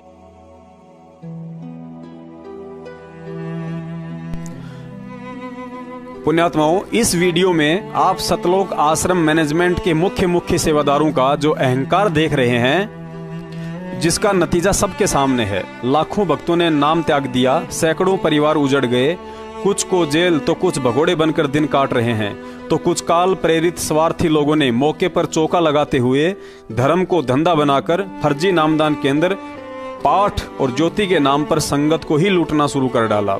तो कुछ कमाल जैसी दुष्ट आत्माओं ने सतगुरुदेव जी के नाम से मनमुखी होकर अपना अलग ही पंथ खोल डाला, जैसे कि अपने आप को सतलोकवासी आदरणीय नानक साहिब जी की आत्मा बताकर संजय दिल्ली वाले ने रुड़की में 10-15 मूर्खों के साथ मिलकर अलग से शत सुकृत पंथ के नाम से दुकान खोलकर बैठा हुआ है। क्योंकि यह हिंदुस्तान है और यहाँ पर धर्म की आड़ में जब लोग राजनेता बन जाते हैं तो बाबा बनकर किसी को मूर्ख बनाना तो बड़ा ही आसान है। देखिए यह छोटी सी झलक जिसमें दिखाया गया है कि गांव से आए एक युवक को जब दिल्ली में नौकरी नहीं मिली तो अंत में गुस्सा होकर दिल्ली नगर निगम के बोर्ड पर गोबर फेंकने लगा। जिसे देख लोग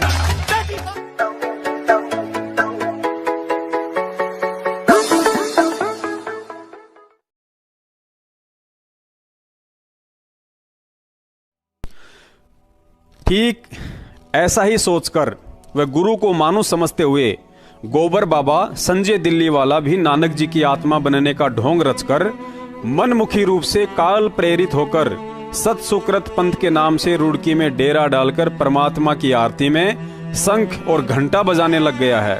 भक्तों के सर पर सफेद कपड़े बांधकर उन्हें साईं बाबा बना डाला है और अपने भक्तों को 1200 रुपए की लागत बताकर 100 ग्राम तेल की शीशी देकर कहता है कि मैंने इसमें प्रथम मंत्र और सतनाम का रसायन बनाकर डाल दिया है, इसकी मालिश करके मंत्र करने से भक्ति में ध्यान लगता है।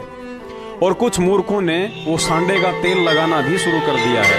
देखिए उसके पाखंड की एक छोटी सी झलक।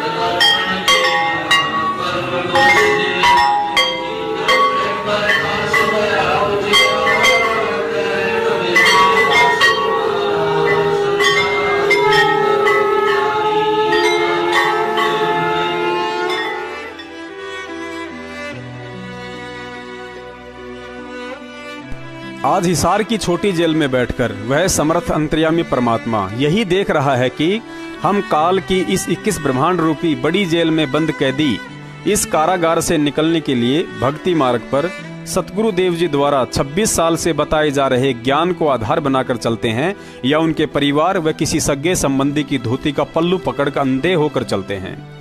जिन मुकदमों में गुरु जी को उम्र कैद हुई है, उनमें बाइज्जत बरी होकर बाहर आना उनके बाएं हाथ का काम था, क्योंकि गीता जी में काल कहता है कि अर्जुन, इस 21 ब्रह्मांड में मुझसे बढ़कर कोई पुरुष नहीं है। बलवानों का बल और बुद्धिमानों की बुद्धि मेरे हाथ में है, लेकिन तत्व ज्ञान आधार से हमें यह भी पता है कि बुद्धिमानों की बुद्धि और बलवानों का बल जिस काल भगवान के हाथ में है, उस काल का रिमोट हमारे समर्थ परमात्मा के हाथ में है। इसलिए तो कहते हैं कि सतगुरु जो चावे सो कर ही, 14 कोटि दूत यम डर ही, ऊत भूत जम त्रास निवारे, चित्रगुप्त के कागज फारे। लेकिन सतगुरुदेव जी ने देखा कि अभी तो संगत को 2014 बरवाला कांड में जिस हाल में छोड़कर आया था, उससे भी ज्यादा बुरा हाल हो रहा है।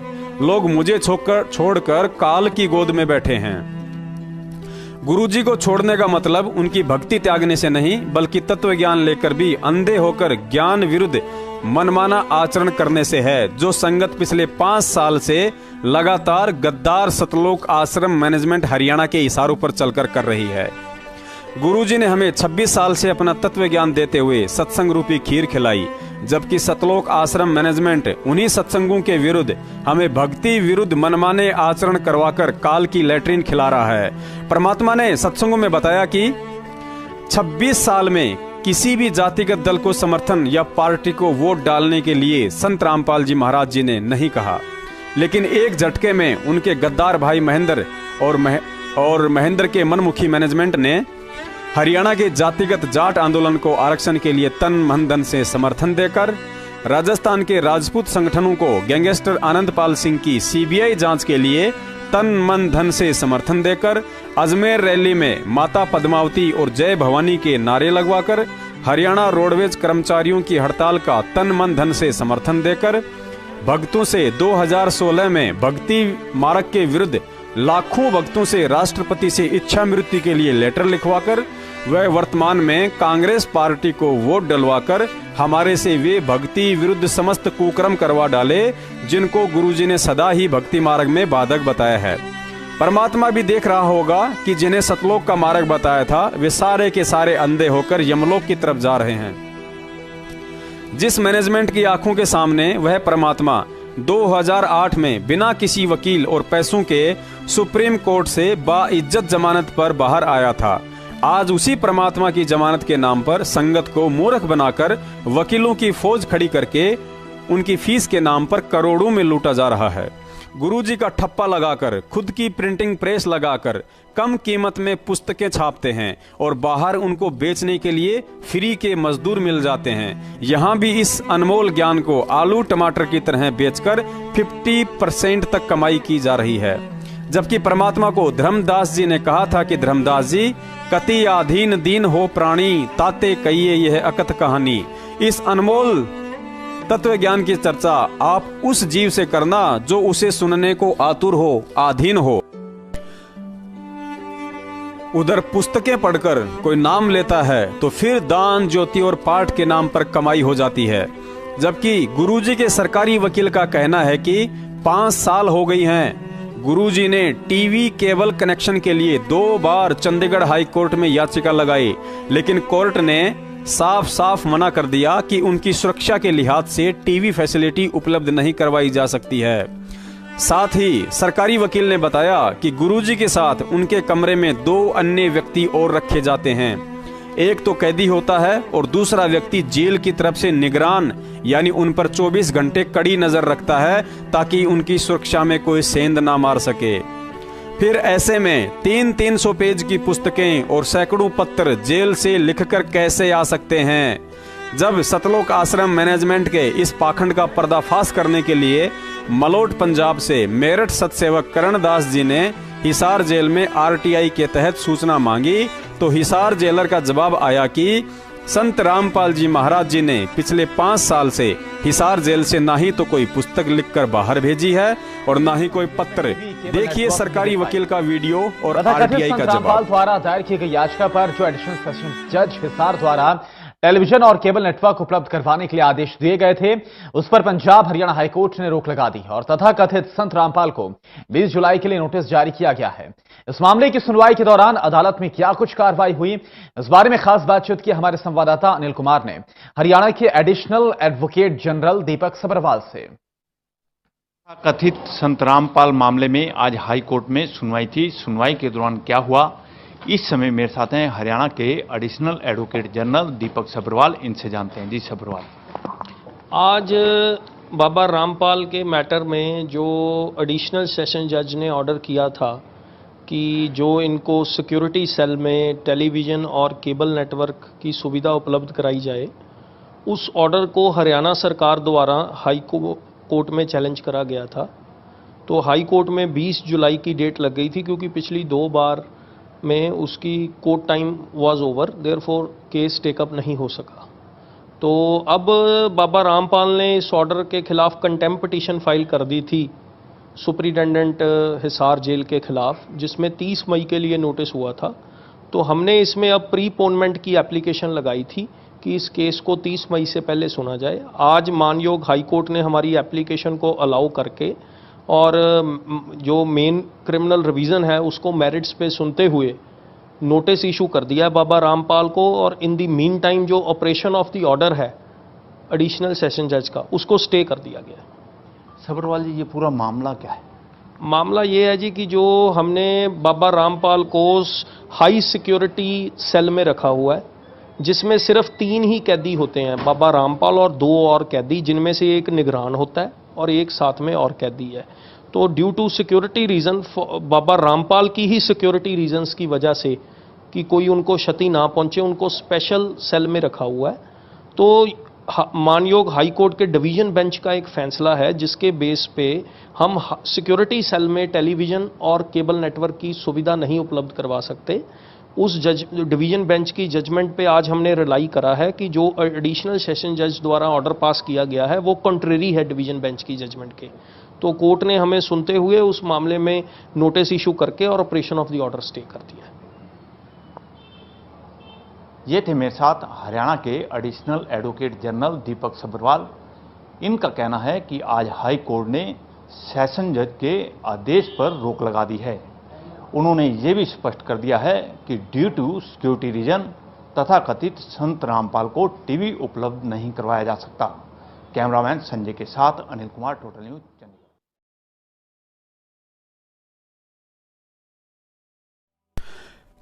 अब चूंकि पिछले 4 साल से सतसेवकों ने सतलोक आश्रम मैनेजमेंट हरियाणा के पाखंड का सबूतों सहित भंडाफोड़ कर डाला, तो इनके आडंबर का काला साम्राज्य दिनों दिन ढलते सूरज की तरह डूबता जा रहा है।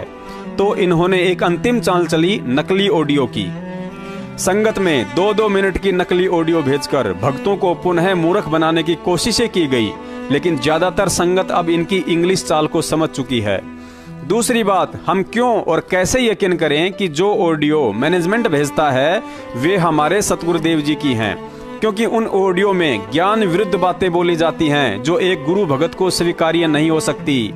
अगर ज्ञान को छोड़कर ऑडियो में कही गई बातों को सत्य मानकर चलें तो कबीर साहिब जी का विधान फैल हो जाता है कि जब तक ना देखे निज नैना तब तक ना माने गुरु के बैना। अर्थात कबीर साहिब जी ने काल की सूक्ष्म चाल से सजग करते हुए हमें चेताया है कि बच्चों, यह काल का लोक है, यहाँ कदम कदम पर धोखा है। और इस भक्ति मार्ग में एक भगत को अपने गुरु की ही उन्हीं बातों पर यकीन करना है जो आपने अपनी आंखों से देखी हो और कानों से सुनी हो, वरना बहुत बड़ा धोखा खा जाओगे। और वह धोखा भगत समाज बरवाला कांड 2014 में खा चुका है। जो गद्दार सतलोक आश्रम मैनेजमेंट आज इन नकली ऑडियो को गुरुजी की बताकर भक्तों से ज्ञान विरुद्ध व मनमाना आचरण करवा रहा है, बरवाला कांड में इसी मैनेजमेंट ने गुरुजी के ही आदेश बताकर हम भक्तों को काले कपड़े पहनाकर हाथों में लठ पत्थर और बंदूकें देकर दुनिया के सामने गुंडा बनाकर खड़ा कर दिया था। बरवाला कांड के बाद जब गुरुजी ने मीडिया के सामने इसका खुलासा किया तो भक्तों की आंखें फटी की फटी रह गई कि इन गद्दारों ने गुरुजी के आदेशों की आड़ में हमसे क्या क्या करवा डाला। और वही काम ये पिछले 5 साल से आज करवा रहे हैं। सुनिए सतगुरुदेव जी का ये छोटा सा वीडियो। झूठे कैसे हैं आपके ऊपर? आपके गुंडे इतने खड़े थे वहाँ पे, हजारों आदमी हरियाणा पुलिस से। मेरे नीचे राष्ट्रीय समाज सेवा समिति नहीं तो आपकी समिति है। अरे आपकी समिति है बाबा। आप अपने आप को संत कहते हैं, आप संत कहना ले आए। कहा जाता रहा कि आप अस्वस्थ है जिसकी वजह से कोर्ट में पेश नहीं हो पाए। अब स्वस्थ हो गया, मैं पहले बीमार था। रामपाल जी, आपकी जो बेल एप्लीकेशन थी वो भी अब रिजेक्ट कर दी गई है। जो 2008 में आपको बेल मिली थी कोर्ट की तरफ से, उसके बारे में क्या कह रहे हैं? धन्यवाद। जो पूरा विवाद हुआ उसमें 6 लोगों की जान गई, तो आपको कोई अफसोस है उस बात का? बहुत अफसोस है जी। नहीं, जो आपने अपने अनुयायियों को ढाल बनाया और आप पीछे छुपे रहे, मैंने किसी को नहीं, वो आप सही मानते हैं? मैंने नहीं बनाया किसी को, वो अपने आप ही बन रहे थे, मुझे भी रोक रखा था।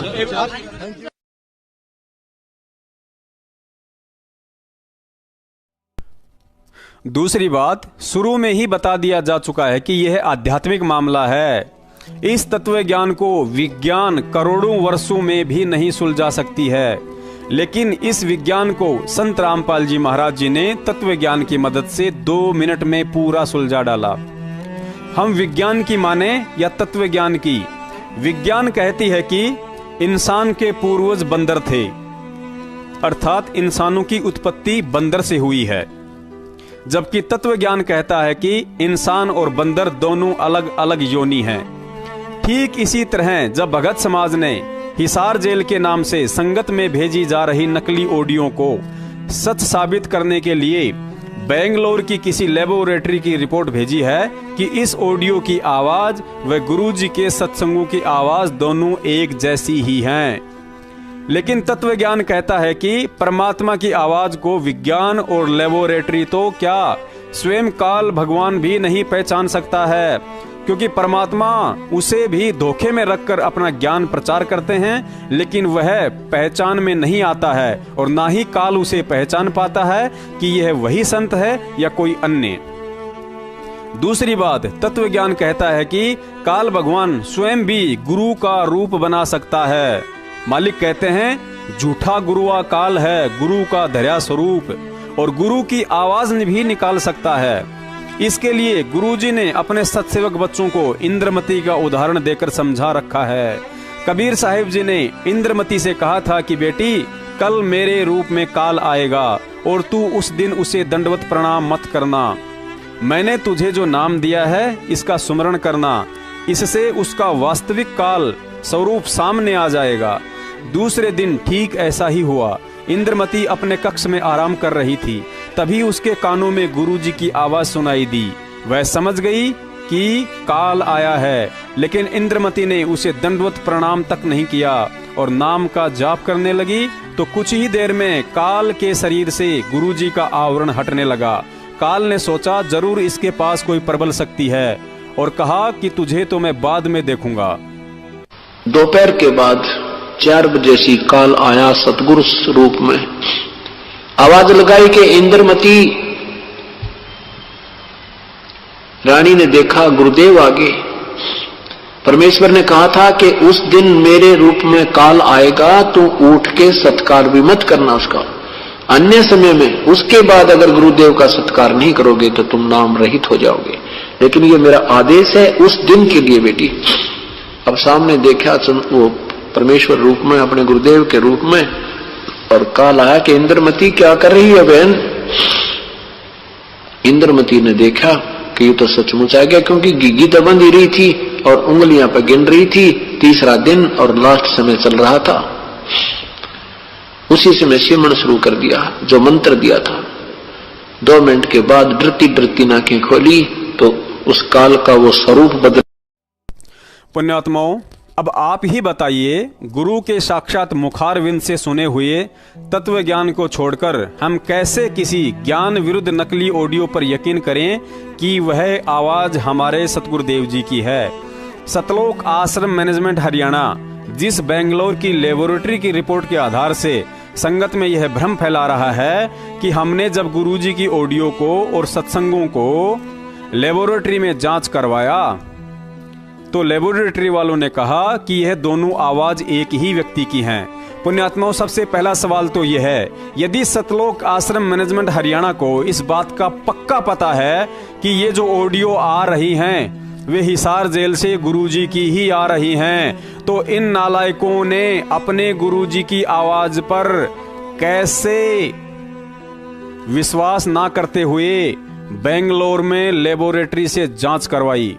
और दूसरी बात, पुण्यात्माओं, जो साइंस इंसानों को बंदरों से ही उत्पन्न हुआ मान रही है कि इंसानों की उत्पत्ति बंदरों से ही हुई है, उस साइंस ने भी यह आविष्कार बेंगलोर की ऐसी ही लेबोरेटरियों में जांच कर करके हमारे पाठ्यक्रम में लिख दिया।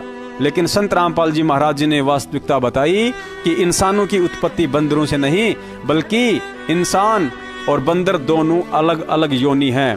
तो पुण्यात्मा, हम कैसे इन लेबोरेटरियों पर यकीन कर लें?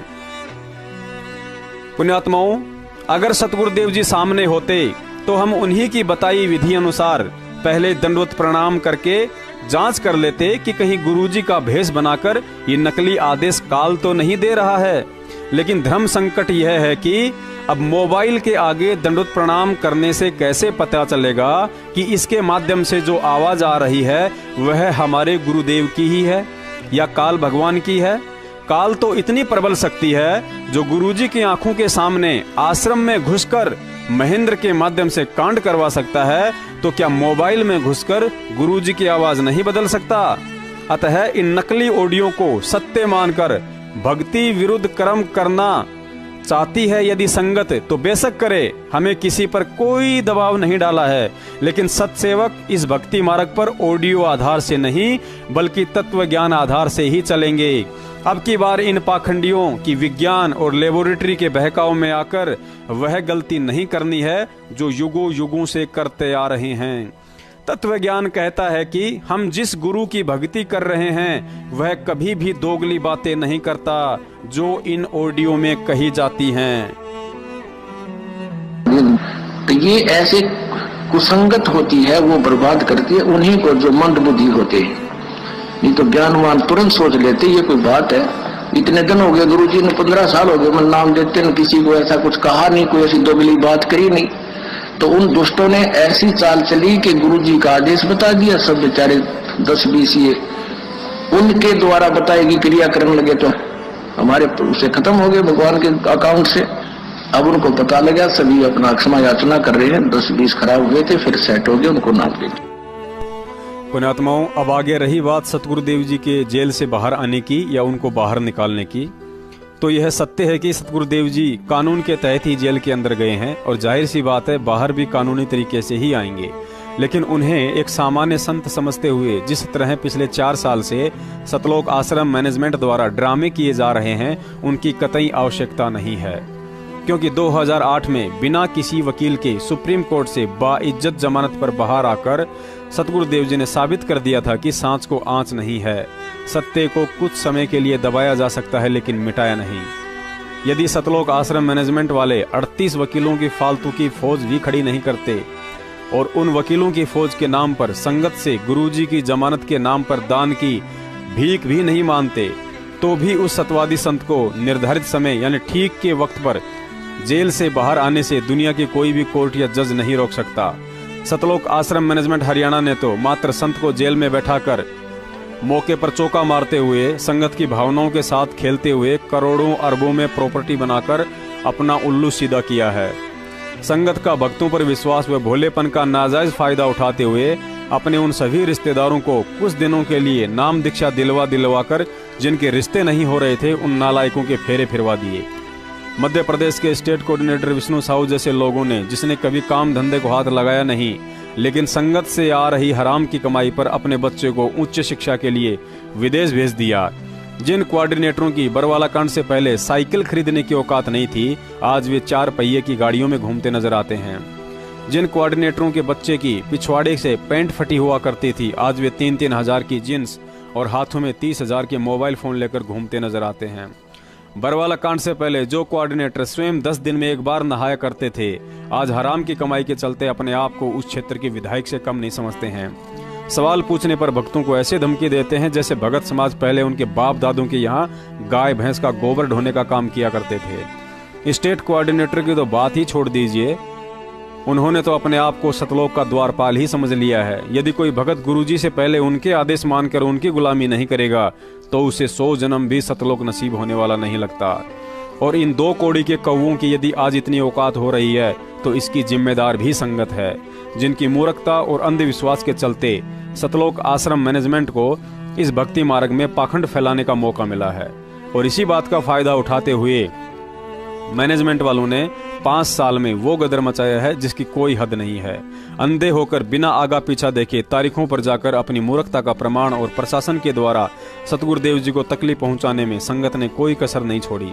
कहते हैं करत है पुण्य होत है पापम, बैल बनकर कमाना और फिर पुण्य प्राप्ति के झूठे चक्कर में उसी पैसे को कुपात्र सतलोक आश्रम मैनेजमेंट के गांव-गांव में बैठे फर्जी नामदान केंद्रों पर ठगों के हाथों में देकर पाप के भागी बनना।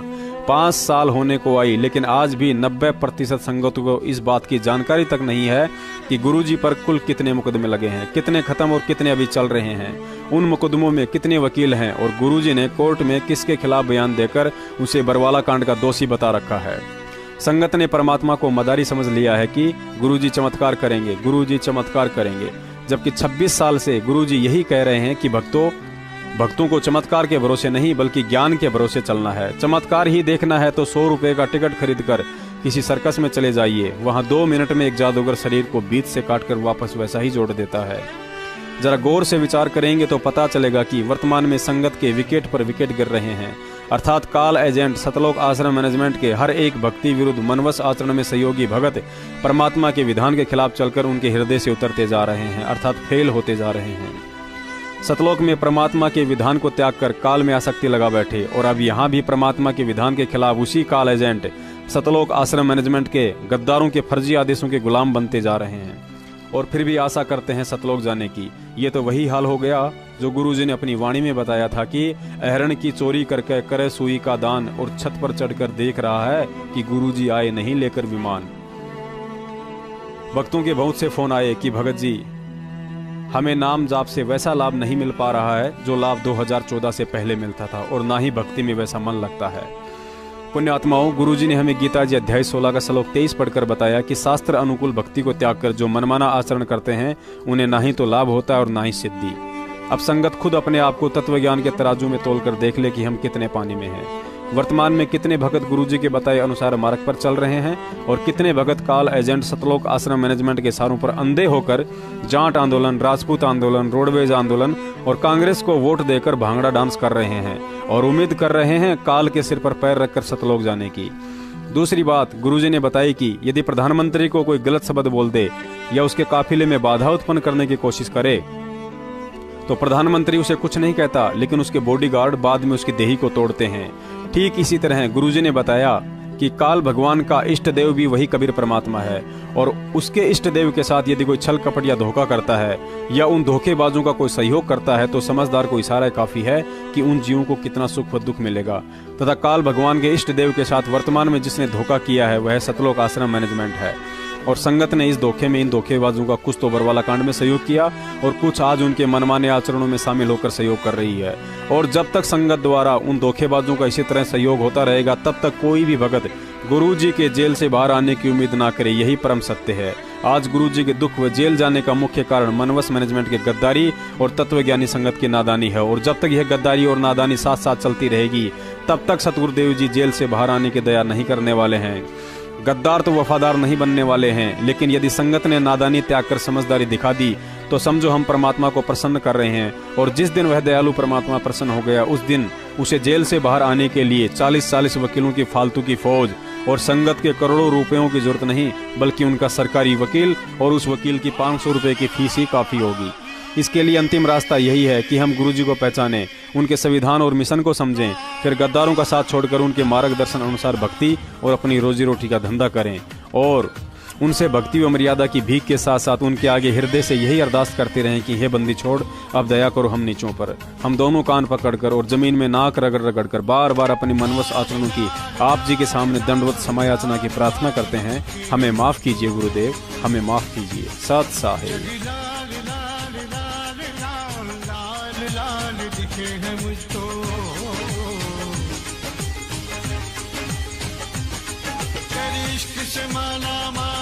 तेरे जोगी तेरे इश्क से माला मार रख तेरा जमाल। लाल लाल लाल लाल लाल लाल दिखे है मुझको जग लाल लाल लाल लाल लाल लाल दिखे है मुझको।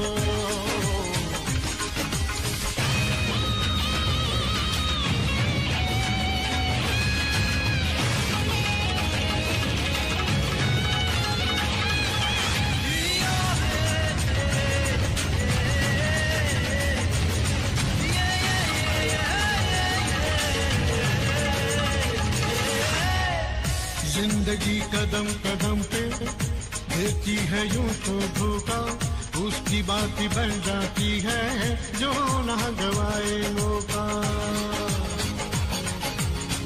होती है जीत उसकी जिसे जीत पे भरोसा।